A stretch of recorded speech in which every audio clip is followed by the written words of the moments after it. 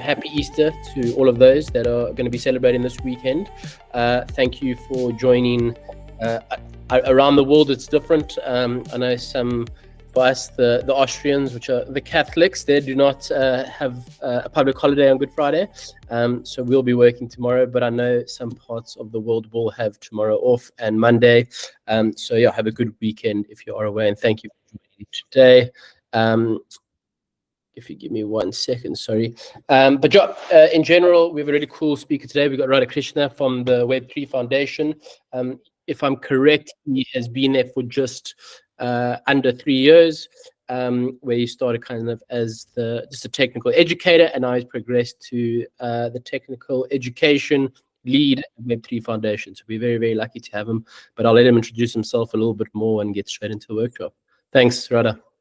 In general, we kind of just let the participants kind of raise their hand if they have a question mid-presentation. Does that work for you, or would you prefer to kind of run through the whole presentation? And yeah, sounds good to me. I think we have enough time today, so we have more than enough time. Yeah. Yeah. So feel free to. I mean, I'm hoping there aren't like many questions because I put everything in there like pretty straightforward way. But yeah. Let's see. So I'll start whenever you want me to start. Perfect. You can get going. We can see your screen perfectly. So cool. So I think just so you know, I've been following the prediction markets that you've set up already. So I got a chance to look at all of your pitches. Like thanks for posting them. I was able to tailor today's presentation so that it appeals to all of you and your like technical appetite. So let's get started. So let's see. I mean, I've given introduction to Polkadot Talk to diverse audiences. Perhaps this is the first time I'm doing it for like a gaming community. Of course, we've had sessions with like Mythical, but they were very EVM focused. But I'm very glad to put this slide deck together. Let's see. Okay, so what I want to mention at the beginning is that Polkadot has already created the infrastructure that scales to millions, right? So this has been proven with the inscriptions craze back in December, with the meme coin launch, where millions of transactions, millions of transfers were made with very little spike in like transaction fees. So the blockchain architecture itself was able to handle like such a big transaction load, which other chains try to reach, but sort of struggle. We've seen that because like Polkadot's technical design originally, when it was designed back in like 2016, it took, I mean, of course, like Gavin Wood, who has worked on like Ethereum, saw a few things about Ethereum that wouldn't scale. So from the beginning, Polkadot's design sort of took care of all those problems, like ground up, right? So what took like Gavin to a few weeks to design there took like about like 3 years in Polkadot. So we've had this first execution sharded like blockchain that was running. So basically in this picture, you see Polkadot as the blockchain and all of the individual blockchains, which we call parachains because they're running in parallel, all running like independently and running their own like logic, right? So that's what execution sharding is about. So each parachain, each blockchain is executing its own business logic, and all of them are like running in parallel. So Polkadot is one of the first execution sharded like blockchains. Like Near is there, fine. But if you consider Kusama, we're like the first in there. So we have like 50 blockchains like running in parallel right now.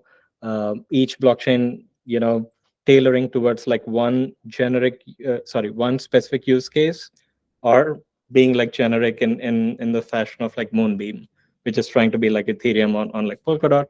Of course, like we have Mythos chain and other chains which I'll talk about shortly that are looking at the gaming use case, right? And that's made possible through like the SDK that we have. So I've had the privilege to talking to Mythical technical team. So we had this education series with the team explaining how Polkadot SDK is capable of emulating what Ethereum does, and in much more like efficient manner. So all of this was possible because Polkadot SDK follows this modular architecture. Um, the thing is, you'll have to learn Rust programming language, so that's one of the barriers of entry. But once you learn that, you understand how like the Polkadot SDK is configured. You start writing like your use cases as individual modules, palettes, and then sort of deploy them on chain using WebAssembly. So WebAssembly is a virtual machine that's way forward in when compared to like EVM.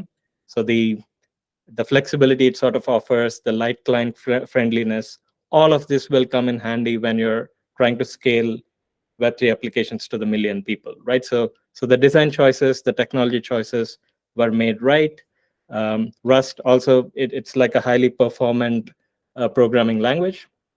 So even for gaming applications that require a lot of performance, we're seeing more and more like Rust adoption in that area. So that's where we are. So this generic technology stack has enabled like every single blockchain use case to be doing very well. Of course, like I'll discuss more about Polkadot adoption later, and then there are a few barriers, but the groundwork has already been set. So any single blockchain use case out there can benefit from like Polkadot's technology stack. It was also proven by someone like Frequency, who is trying to build um, a decentralized like social networking protocol, because just like gaming, even like social networking has a lot of actions from the user, right? Like people share, all of these high traffic activity. How do you ensure that it's captured on blockchain in a cost effective manner? So that's what like Polkadot SDK's design sort of guarantees. So today's focus is of course like gaming and metaverse a little bit. So just to give you an overview, like gaming, it's been thriving for a little bit. So we have like Arjuna leading the way there. Soon, like Mythos is gonna join like the ecosystem as well, like as a parachain. But yeah, you can see that people are like developing like gaming focused like parachains. So for instance, um, Darwinia is sort of looking at the interoperability, like they have like a bridge for cross game like assets. Um, we have some parachains looking at like the metaverse aspect, some that are focusing mainly on NFTs. So if you're like a gaming application, where would you want to mint your assets, right? So you have a bunch of choices to choose from. Um, we have like a system chain called as Asset Hub, or we have like NFT specialized like chains that are good for like gaming. But in any case, like there is development on the ecosystem. Yeah, Jake. Sorry, I know I'm not a participant, but an organizer, but I still have a question. On Asset Hub, are you able to store NFTs as well, or is it only kind of just tokens? You can store, so Asset Hub is for both fungible and non-fungible tokens. So if you actually look at the NFTs palette, so everything Ethereum talks about in terms of NFT 2.0, the functions are already shipped. So now we're just waiting for people to use it and then sort of put that on the map. But yeah, right now with meme coin launch, the fungible tokens aspect of Asset Hub is being highlighted. But we hope very soon there are use cases where they utilize this NFT 2.0 upgradable NFTs features. And yeah, Sukhmeet. Hi. Thanks for pointing us to Asset Hub while we were at Polkadot Blockchain Academy in Hong Kong. So we have been able to integrate. So now the question was, most of the studios ask us that because the Asset Hub is new for them for NFT, so they ask us a comparison between Asset Hub and Unique Network. So Yeah. I thought if you have some input for that. Yes, certainly. I'll probably speak about it at the end, because that's again like NFTs focused discussion. Certainly, like Unique is doing a great job. They've even demonstrated like a cross-chain transfer of an NFT. So it's all again like Asset Hub being. So Asset Hub was never meant to be the end product. Like people were supposed to use Asset Hub as a place for the security Polkadot offers. you want to mint it there and then bring it into like your own parachain to interact with it. But yes, like Unique, of course, is using Polkadot SDK and the technology built on top of it and sort of refining it for like NFT use cases. So yeah, so happy to chat about it at the end. Okay, so let's look at how this can be done, right? Like for those of you who are not familiar with like Polkadot SDK, we have these different modules. Like let's say you're creating a gaming chain, and then you wanted staking to be enabled, you wanted governance, or you wanted feeless, like no tokens, but no token interaction with blockchain. So for all of that, we have these open palettes, right? So these modules are available for you for free. They're all open source. They've all been like deployed on multiple chains, running for years. So you have that guarantees with its functionality. So basically, you drag and drop like what module you want in your chain, and then sort of work with it, right? So one example today, like that you're aware of, is like Mythos chain. So they had a tweet yesterday. They've mentioned Mythos chain built with like Polkadot SDK, improved utility. How do you bring utility to your token? Like give it like multiple modules or palettes to sort of interact with. So there's on-chain governance. Again, it's available as a palette for you. If you're planning to launch your own like gaming chain, Polkadot SDK gives like the backbone structure for you to, you need not redo everything, create contracts. So you can have them as modules within your blockchain available for you to like launch. And yeah, so the discussion I had earlier, so we have these parachains that are sort of owned by Polkadot governance. So these are individual blockchains running independently from the Polkadot relay chain, but they have specified functionality. So for instance, Asset Hub for fungible and non-fungible assets, Bridge Hub. So this will be the focus for this year because a lot of bridges are launching. Very soon, you'll be able to bring a lot of Ethereum assets like ERC20 tokens from Ethereum ecosystems into Polkadot on a trustless bridge, right? So that's enabled through the Bridge Hub. So if you have like a parachain on Kusama instead of like Polkadot, you're also able to do some cross-chain things between Kusama and Polkadot as well. All of that is enabled through Bridge Hub.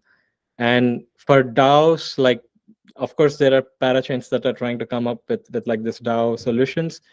Polkadot has like a collectives, but there's an entry barrier to becoming like a collective. Anyways, so the plan is to make Polkadot this very what do you call minimal relay chain, meaning its only job is to provide security to the parachains and then cross-chain interactions to the parachains.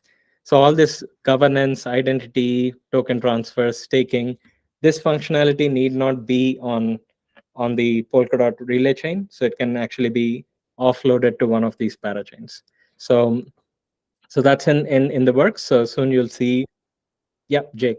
Sorry, I'm more playing just I guess opening up questions that might arise. But there is a couple teams building on Tansy. Will they have the same access to kind of Asset Hub, Bridge Hub as any other parachain, or will that not be kind of possible with the architecture of Tansy? So the thing with Polkadot's interoperability right now is you'll have to, let's say you're building like an app chain with Tansy. So if you want to make a connection with Asset Hub, it has to go through governance, like Polkadot OpenGov. So you set up like these channels between this new chain and the Asset Hub. People vote on it, and if they say yes, the proposal goes through, and then you're able to interact with it. But like we have a good news for you. There's something called as XCMP that is being worked on. So that doesn't require interaction through relay chain anymore. So it won't be permissioned anymore. Parachains can decide who to talk to, and then the relay chain is going to just enable those transactions.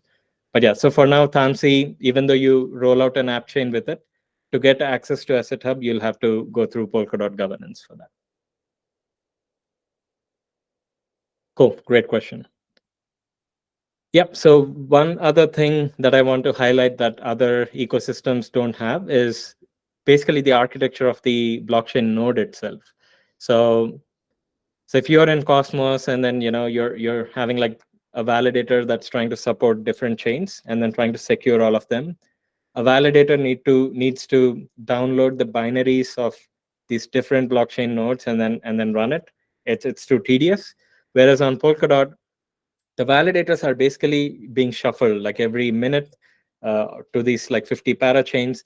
So they don't like run a binary of Akala or Moonbeam or Astar. Instead, they just download the WebAssembly core runtime logic, which is about like 1 megabyte in size.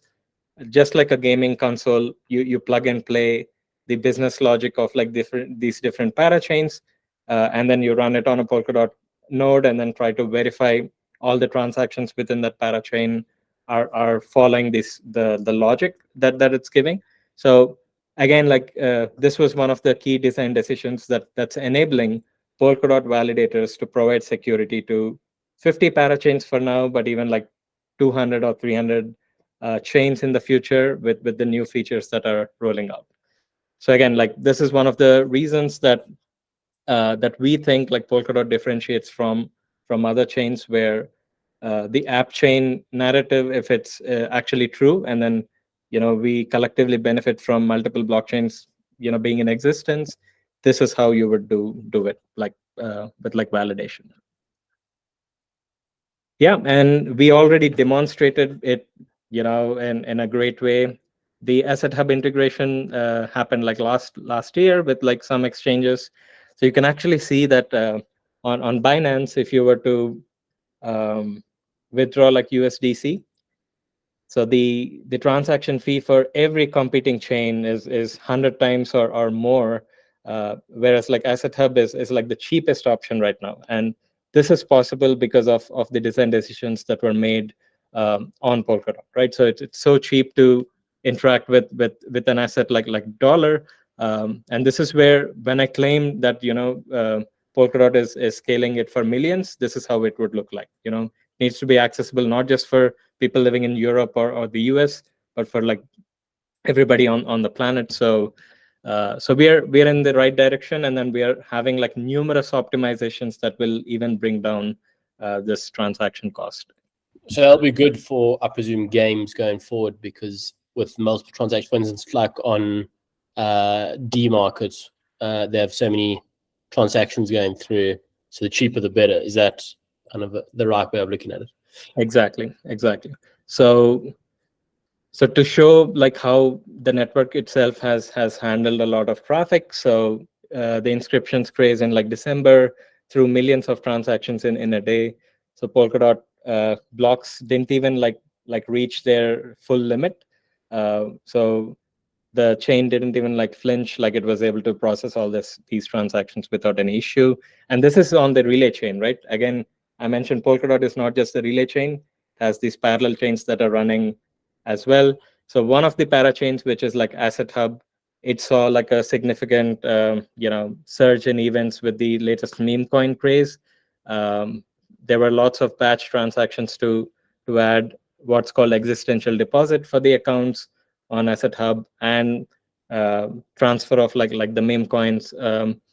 And you can clearly see the cost of doing that. Like it's per person or per account, it's so low. And even the fee spike, like think about back in the day when Ethereum had CryptoKitties, which sort of crashed like the whole blockchain network. So we've come this far where we have this very specialized asset handling, like Asset Hub blockchain, that helps you to manage your assets, transfer them at a very, very cheap cost. And yeah, so it has like a fee spiking mechanism, which can be triggered if the transaction pool is like really big.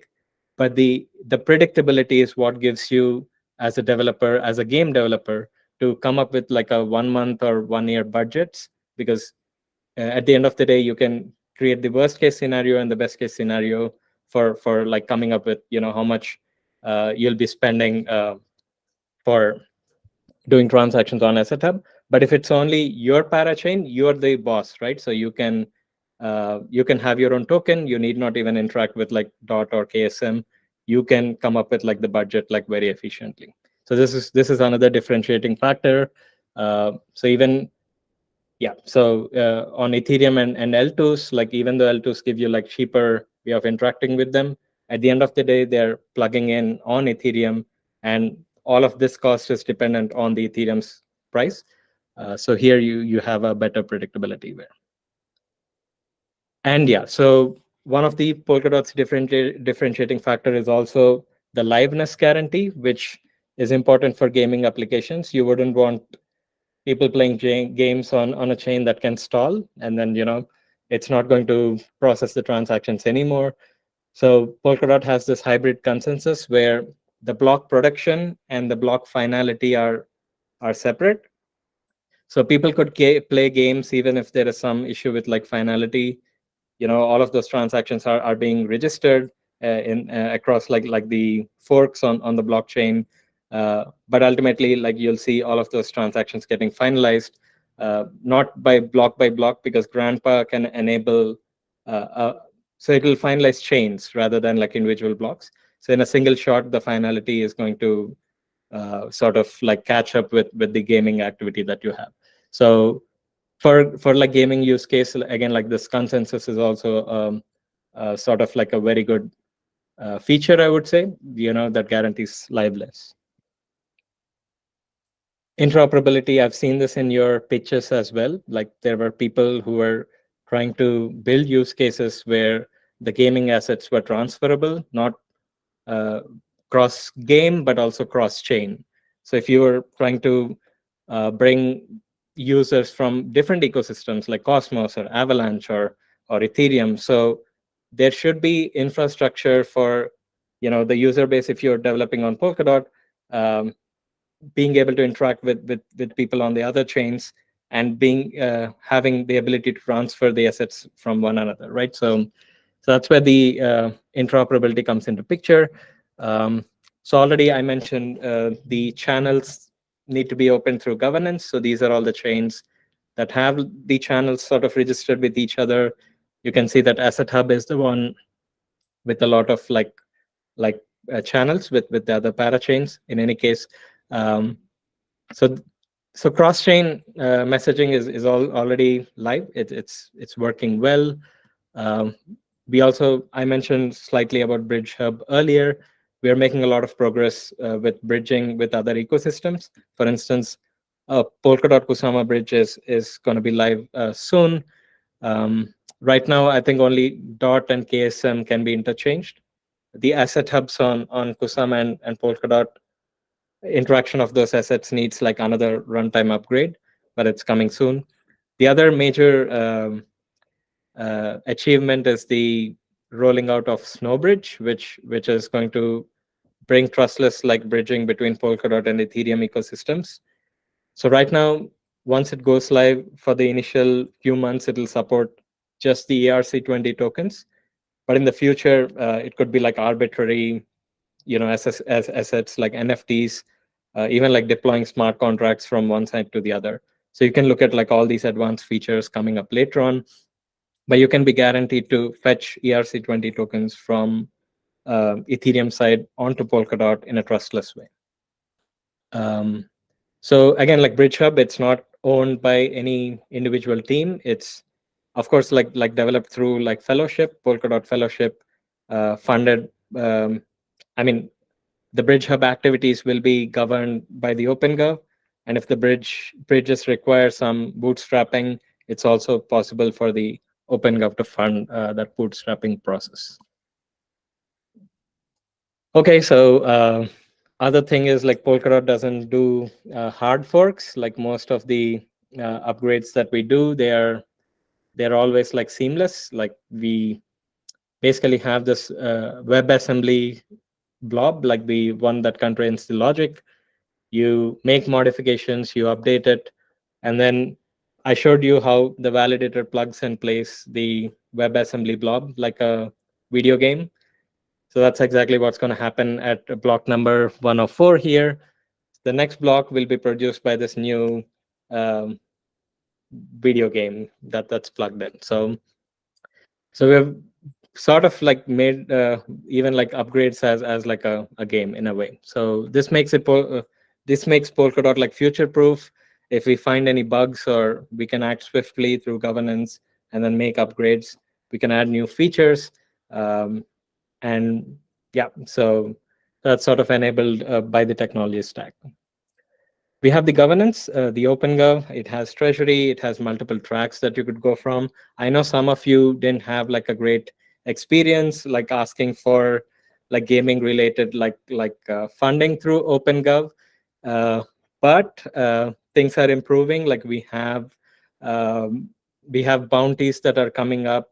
We have community ownership in terms of giving gaming. People are actually seeing the potential for growth in there. So for those of you who are not aware, like we Polkadot OpenGov approved like a gaming bounty. You can actually interact with the team in that Telegram channel. So take a note of that. And it has like 100,000 DOT. That's about like $1 million right now. And yeah, so I had this opportunity for looking at all of your pitches. Thanks for putting them, creating them. Very informative. I've looked at the common theme of all of you, right? So there's a lot of talk about like NFTs, like they are integral part of like gaming assets, right? So you want to be able to find an efficient solution to mint your NFTs, like ideally low cost, high performing, like blockchain, and the ability for people to the people who have actually created that assets, or people who own that asset, they need to benefit from it, right? So adding like these I've seen the Dead Games pitch where you're sort of doing this creator economy, giving the copyright licensing and stuff like that, enabling through like the Polkadot tech stack. That's really impressive. I think so. And then the whole memes and building like games on top of it, great idea. The importance of community, the importance of interoperability, the ability to move the gaming assets like into different games or like different chains. The concept of like metaverse, especially. So I've given a talk on metaverse at like one of the premier conferences. They really see the opportunity of like how we are going to include this micropayments into blockchain, right? So think of a metaverse where you've created an asset like a huge. So for instance, I've seen something like say in your pitch, like there's like a escape room or like a museum. What you could do is everybody who interacts it at the door need not even interact by signing a transaction. So you could design it in such a way that a micropayment is already deducted from their wallet, and then that directly goes to the creator of that asset. Or so for every asset in that museum, you could say, hey, probably 10% of the cut goes to the creator. So all of these rules can be applied there. So I think Polkadot SDK has the capability to sort of enable all these use cases, right? So that's one thing that I want to highlight here. User experience, yeah, we need this, especially you don't want to sign a transaction every time you're interacting with your gaming character. That's absurd. So I've seen some of the pitches talking about that, right? So user experience is important. All the interactions, they'll be automatic. They don't really have to be explicit in a way. But yeah, so bringing prediction markets into gaming, that's a great integration. I've seen it in one of your pitches. I've also listened to that at Polkadot Blockchain Academy. And finally, the entertainment aspect of it. Like at the end of the day, gaming is for entertainment, and I'm very glad to see a lot of like focus on keeping people entertained, right? So good job with that. And again, like, so if you're looking at metaverse use cases or other gaming use cases, like there's progress being made. I think probably Arjuna or someone, there's a gaming community that's trying to lead this effort. Provide like a API that's going to give like gaming developers a huge boost. Yeah, yes, it is Iona. Actually, I'm helping some as well to make the Polkadot Unity SDK. Yeah. Hey, again. Yeah, Hex actually built the first project with the Unity SDK. who's Rusty. The guy just spoke, so that's quite cool. Sure. I think did we sit together in UC Berkeley? Probably. So. Yeah, exactly. Yes. All right. So that's all we have so far, right? So and then yeah, I'm still on time. So if you have any questions with the existing features, you can ask now, because now I'm going to slowly go into like what's coming next.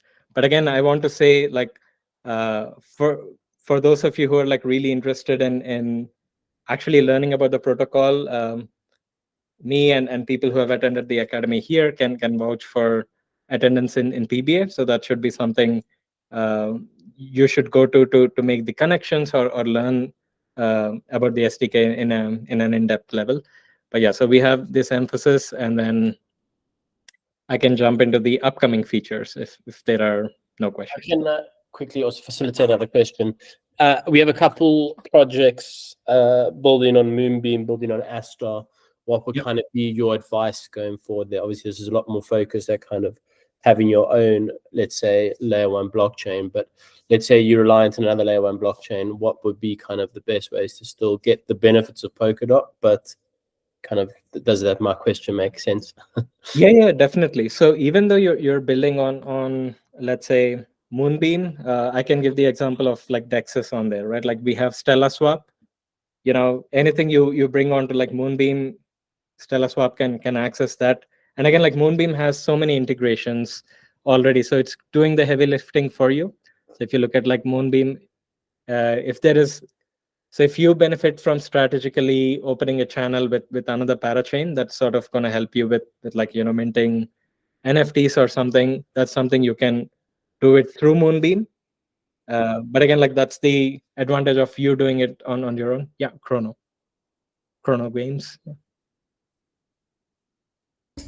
No, thanks. Just quick question, since we're talking about the interoperability between parachains. What is the reason for this decision? Let's say Mythos want to connect to Moonbeam. Why does the OpenGov need to say yes to it? Like, what is the exact reason behind it? Yes. So right now, the cross-chain, the XCM messaging, like the transport protocol, so it's asking Polkadot to relay these messages. So basically, you'll have to send the message to Polkadot, and then Polkadot sends it to the respective parachain. And this is the one that's giving it the security, right? So right now, we want every interaction between these parachains to be secured by Polkadot's whole security. So every cross-chain interaction is actually enjoying the $10 billion security given by Polkadot because of these channels. And these channels are sort of being permissioned through the governance. So yes, this is not a great design, because it's not being like very permissionless way of like interacting. And that's where like XCMP is, the upcoming features that I'm going to talk about is going to come into picture. So as long as you're a parachain on Polkadot, and you know there's another parachain that's on Polkadot as well, you can talk directly to each other, and then you package those messages and then send it upwards to Polkadot. So it doesn't have to go through like the relay chain. It can be between you two, and then you can send it upstream like later on. But yeah, so it again requires a lot of thinking through.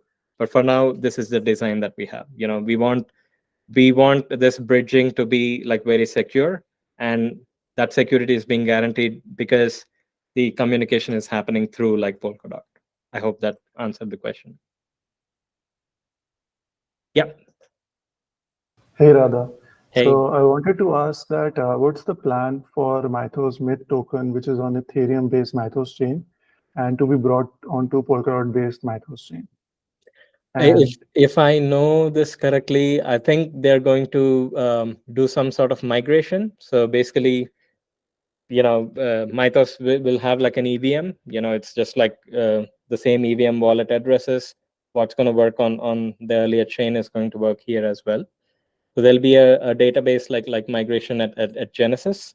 So when Mythos is launching like the blockchain on Polkadot, so they'll have all the wallets and their balances and their assets sort of migrated here in block 0, and then start the chain, and people will start so in the RPC connection, instead of connecting to the earlier RPC point, you'll be connecting to this new point, and then your interaction will be as if you were interacting with the old chain. Okay, thank you. And there was a follow-up question that what are the learnings and usable components that can help lift and shift another similar tokens to Polkadot? If there is a chain on other ecosystem, bringing them to Polkadot, is that your question? Or yes. Yes, so there have been learnings earlier. We've had Kilt that migrated from Kusama to Polkadot. We've had Centrifuge that did migration from Ethereum to Polkadot. We have Mythical games, right? So my team was constantly talking to the developers, clearing their questions. So all of these are some real projects that are moving from one ecosystem to the other. So we do see some of the technical challenges or some trade-offs there. And Parity is sort of documenting all of those for seamless transition. But anyways, it's possible is what I'm trying to say, because Polkadot can emulate any sort of L1 out there. It's possible for you to bring it here. It only requires the effort of building the tooling for it. Thank you. Cool. So in the interest of time, let's go further and then talk about what's coming later that can really help the gaming use case on Polkadot, right? So the very next update is going to be this 1.2 release. I'm not gonna go over those tiny details, but I'll tell you what it's gonna bring in the next few months. Right. So one thing that'll be a huge boost for gaming, and also I think Mythical is waiting for this to go live so that they can sort of leverage on the improved performance. It's asynchronous backing. So right now, parachains have this 12-second block times, which when compared to other fast blockchains is not that appealing. And also parachains have only 0.5 seconds of execution time left in them. Right, so we want to improve on this. So asynchronous backing is going to shorten the 12 seconds to 6 seconds, and then it's going to give 2 seconds of time for a collator, a parachain node to put the transactions together and sort of execute them. So that's 8x improvement of what throughput you're seeing right now on Polkadot. And I'm sure most gaming use cases will sort of welcome this feature with open hands. So we are expecting this to be enabled on Polkadot, by the end of April or May. So that's something for you to watch out for. So the other thing is being able to start your own pool on Asset Hub itself. So rather than relying on adding the pools in Hydra or Stella Swap or others, so there's a way for Asset Hub to match everything with dot token. So that's where you as a team, if you're launching a parachain, you want to bring your token initially, just for utility, you can set up the pool on your own on Asset Hub. So this by no means is a threat to the dexes on parachains, which are very specialized in building a decentralized exchange. This is Uniswap, I think V2, very basic DEX, just to eliminate this pain points of adding this what do you call, channels with other parachains. You could start a small pool here and then sort of do cross-chain swaps easily. And that's a boost for use cases as well. One of the use cases is the multi-asset treasury and sub-treasuries. The collectives that I mentioned earlier, they're going to have their own treasury account. So instead of bounties being on Polkadot Relay chain, you can actually build them to collectives chain and use the governance on your individual collective. If you form a gaming collective, then yes, you can bring that gaming bounty money here and then sort of work with it. agile core time. So this is a huge feature upgrade for Polkadot, because so far the entry point is through gaining a lease, right? Like through an auction. With agile core time, you're able to spend dot and then sort of get like the course. This hugely anticipated feature will land on Kusama like in a week or so. They're preparing like a governance referendum on Kusama to enable this. We're going to like experiment on Kusama, try to see like how seamless like this existing parachain leads to the agile core time is going to be, and then roll it out on Polkadot. So we're again like expecting late May release on Polkadot for this. It would be great if you could maybe touch on how that would potentially affect a Mythos chain, which is now a parachain, obviously, in the years to come. Yeah. Yes. So all of the parachains that have an existing lease will automatically switch to this bulk core time, and that bulk core time purchase will be what do you call, already placed once the switch happens. So they're guaranteed for the core time for whatever lease they have right now, and then the renewal of like this monthly bulk core time is also going to be, so you are given like the first. So if Mythos decides like, at the end of the lease that, hey, like Polkadot is not working for us, we no longer want to do this, then fine. But if they want it, they'll get like the first priority to sort of renew their lease, right? So this in no way is meant to be adding more roadblocks. If at all, this will be like even more efficient than the current auction mechanism where you're pitting multiple teams against each other to fight it out to get like a lease. So this is going to make it like much more seamless, much more predictable, even in terms of like cost. What your next 1 month cost is going to be to run it. So I hope that cleared the. Yeah, we again like it should be, the Polkadot should drive all of these decisions should drive adoption, not shoo people away. So there is care being taken to ensure like people who are already here have a seamless experience once this rolls out. Yeah, and then we also have again like this UI came into existence because of one of the PBA graduates at UC Berkeley who has been working on Region X. So we have like UIs as well that support like purchase of these core times. You don't have to deal with Polkadot.js anymore, and this is something that I plan to aggressively market in like universities. So that's where all the innovation is. Now the cost has come down. Students will be able to experiment with Kusama or Polkadot, and launch their own like chains, which need not like produce a block every 6 seconds. You have the provision to select the frequency at which you add blocks. So that's possible. You only pay for the service you're using.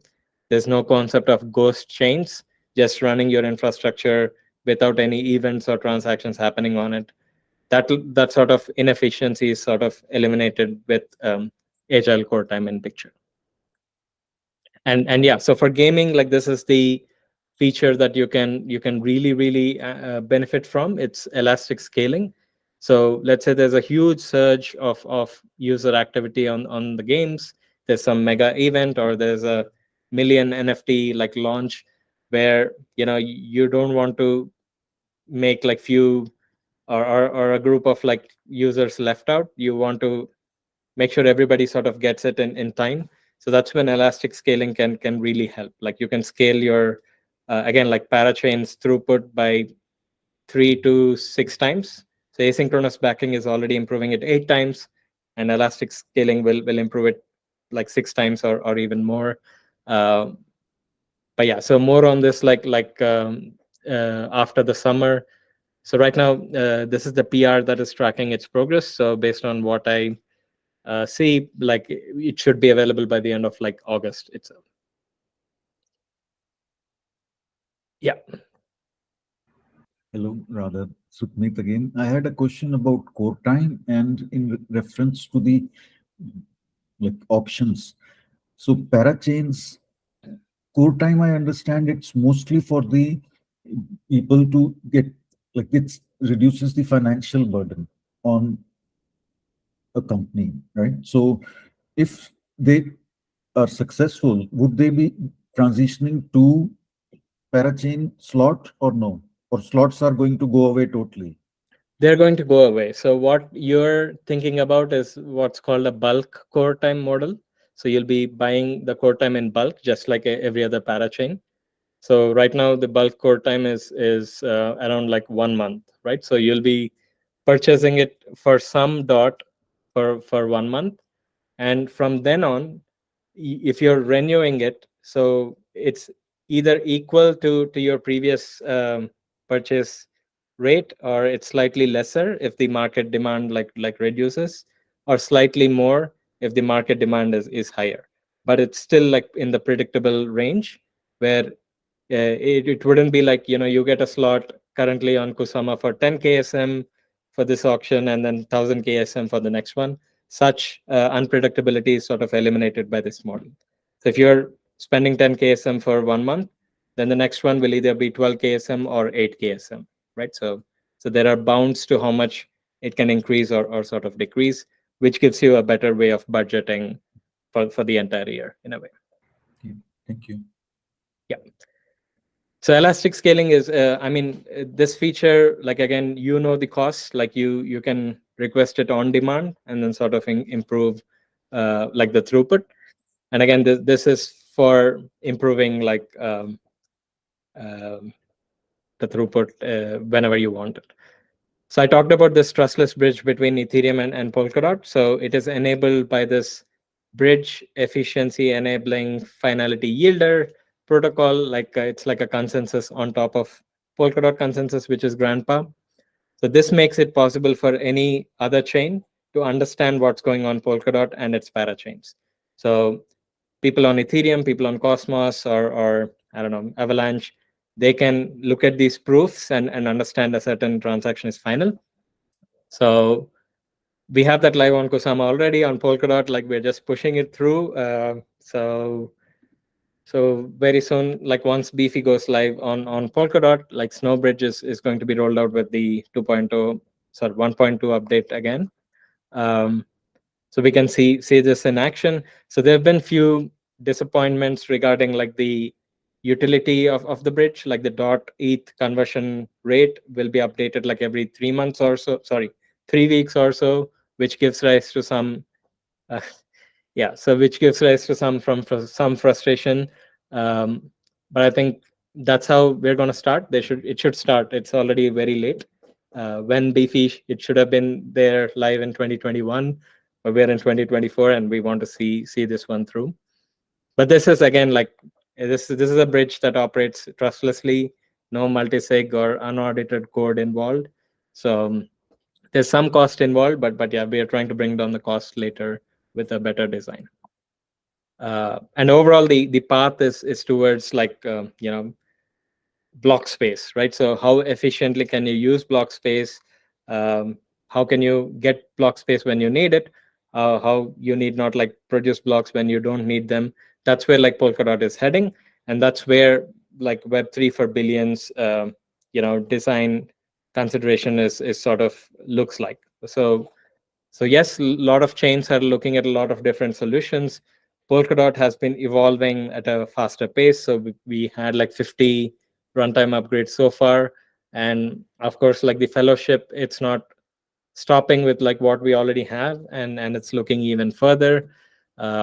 So the ultimate goal is for this new form of internet where we hold the rights of our data, we own stuff, we interact with each other in a trustless way. So such like Web3 application properties, they have to be the following, right? So nobody should be able to stop them. It should be upgradable. It should be unlimited in the way like, if there is demand, if there is surge, it should be elastic. So, and then finally, things should also be sort of feeless, or to enable like all of this, like we have what's in the works. It's called Jam. This is beyond like today's talk, but if you're interested, Gav sort of gave a talk during Sub-Zero. So I would encourage you to look at it, skim through, and then see like where Polkadot is heading in the future.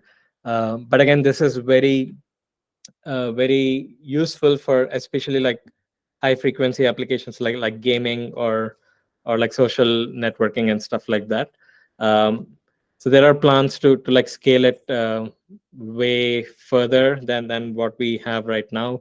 But yeah, I think we hit the sweet spot with the time of the workshop. I would say it's been a pleasure interacting with all of you. If you have like more questions, I'm available there. But yeah, I can take questions now too. Yeah, so if you don't mind, I've got about 3 questions for you actually, Radhakrishna. Hope that's all right. I know Polkadot's been obviously considered to be a software and not a security based on the SEC. How do you see that reflecting on the parachains, obviously operating on Polkadot? Do you reckon they'll be perceived as software as well or not? The answer is no, because again, so Polkadot and Web3 Foundation, where I work here, so there's a legal team that has provided a guideline or guidance on how Dot sort of distributed its tokens, how it was a security initially, and then how it transitioned being into like this software thing.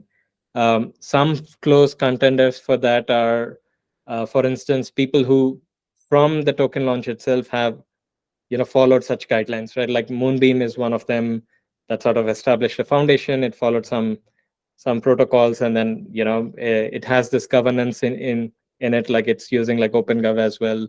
So it's following like all the guidelines that were set so that they can put forward a report to, again, like the security commodity thing. It's under US jurisdiction, which everybody is seeking to be in. Yes, so there is like a blueprint that parachains could follow, and then sort of get that thing, and the chances are high because we already laid the groundwork on how it is done, and then you're just going to follow that procedure. But there is hope. Like there are a few. I mean, I personally know like Polymech, who are right beside like the Zug Foundation office. So yeah, they've also like followed like the guidelines. So it depends. So if you have followed so for instance, like the dead meme coin, definitely it's not a contender for software. So it depends on like how regulatory friendly like your decisions happen. Cool. My other question is, you've touched on feeless. How do you see that unraveling in the future with Polkadot? How are we going to make feeless sort of blockchain experience? It's already possible. Like right now, because all the VCs and investments want like tokens and then tokens to go up. So everybody's launching a token to operate a blockchain. But Polkadot SDK actually has the primitives to launch a feeless blockchain. So you don't even need a token. So okay. Yeah. So basically, you could. Yeah. So you need some form of rate limiter, right? So what you would do is you do some sort of permission palettes where few accounts are whitelisted to submit a transaction to the chain. Mm-hmm. Because if you make it like feeless, then you're prone to DDoS attacks. So right now the palettes itself allow you to have like a feeless blockchain, but how do you, and what would be the use case, and what's the so what's the benefit of running a feeless blockchain, right? So but the infrastructure is there, and then we want to make it so economical and efficient to run a blockchain transaction. So it shouldn't cost you $20 to send a $1 from one account to the other. So we want it the other way, and then we can like make it almost like feeless. Okay. My last bit is your slides. Are you happy to share them with us? Yes, I already shared it with like Jake. Feel free to ask Jake. He can send it to you. Yeah. Lovely. Thanks for the presentation. Cheers. Thank you. Are there any more questions out there? I do have one question. What is the difference between block space and core time? Okay, so core time is how you access the blockchain, and then block space is what you create with it, right? So it's like time space in a way. Do you get asked that a lot, or is that not a regular question? Yeah, we get asked that a lot. So core time is so it's an abstraction for accessing, the resources on Polkadot network to create block space. So block space. So you want to put something in there. So how do you do that? Like you access this core time somehow by paying dot or doing some auction or some secondary market. Or so I have another question in the chat. Unique versus Asset Hub. I would go with Unique because Asset Hub was never meant to be like a end product, or it doesn't like really cater to. It's a very generic system chain, right? So it's a system architecture based thing, but Unique is sort of tailoring its like parachain for like NFT use case. So oh yeah, so that's the comparison. I see like Unique. I looked at the Sub-Zero talk where they've explained how they did the cross-chain NFT thing. Yeah, so they're pushing like the NFT use case further. So yeah, Mike. So you mentioned that the dot games bounty is set at $1 million. I guess my question is, who's responsible for that bounty and then the amount? And do you feel that you could, Polkadot can compete with other chains with bounty amounts of $1 million? Oh, this was commissioned through like OpenGov. So these were the funds from the Polkadot treasury. So someone, so the curators for this bounty, they set up a proposal.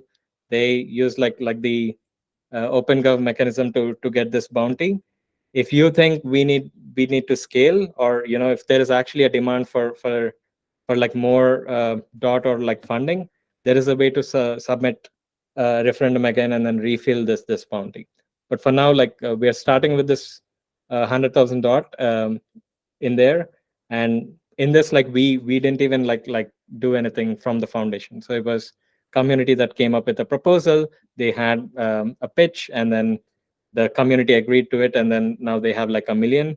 They can use it to improve the ecosystem, and once the community sees it's thriving, we have about 360 million in the treasury, $360 million.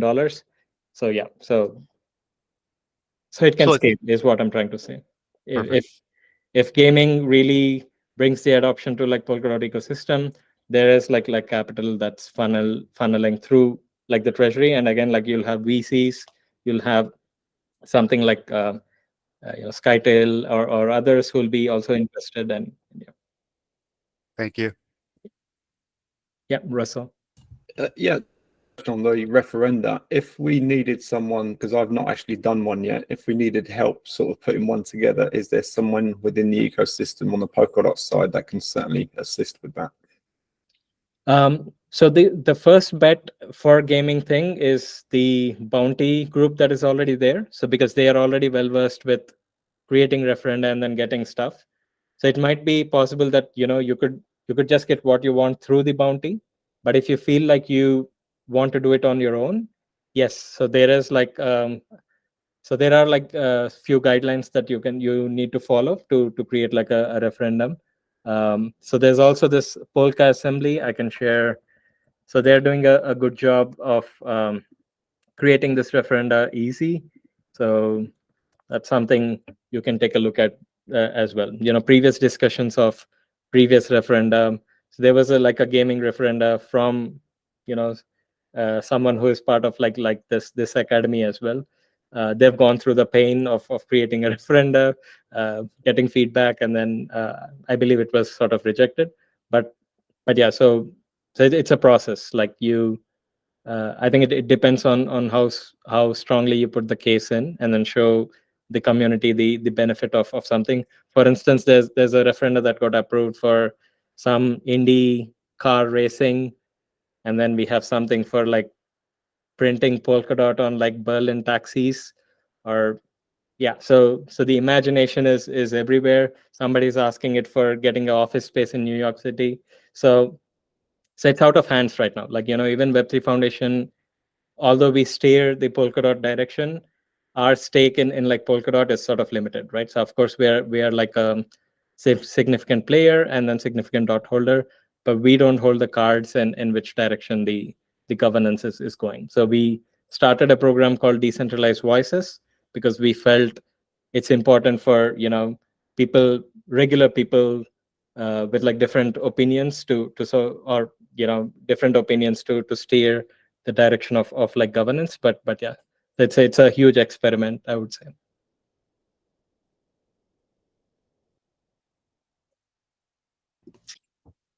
Any more questions? Okay, cool. If not, we have one more. The audience wants to know who Radhakrishna voted for in the Zeitgeist prediction market for the top game in the academy. He can decide if he doesn't want to answer, but I know the audience is desperate to hear. I've looked at all of them. I think I'll make up my mind. Aren't you going to announce it like in Lugano, like next? Yeah, we'll announce who the winner is in Lugano. Yeah, so okay, I'll take my time. I'll see how things evolve and then vote on it. Cool, lovely. Thank you so much. That was a really kind of well-structured workshop, and can definitely see the expert coming through from an education lead. Excellent. Perfect. Yeah. Well, thanks so much, and yeah, to everyone, enjoy your long weekend. If you are having a long weekend, happy Easter to those that are celebrating it. And if you're not, just have a nice chilled weekend. All the best, and thank you so much, Radhakrishna. I really appreciate it. Yeah, thank you very much. Take care. Bye bye. Everyone. Thank you. Bye bye. Thank you. Bye bye.